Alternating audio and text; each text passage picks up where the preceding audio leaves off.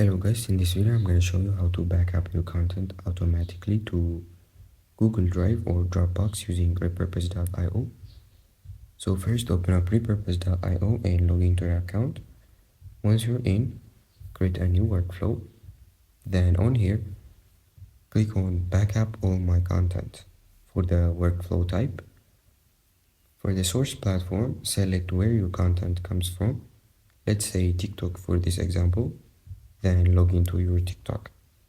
Then for the destination, pick Google Drive or Dropbox, depending on where you want the backup to go.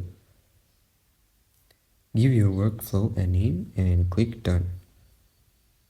Now once you post a new video, Repurpose will automatically save a copy of it to your Google Drive or Dropbox. No watermark, no extra steps. And that's it guys. If you like the video, please hit the subscribe button. I'll see you on the next one.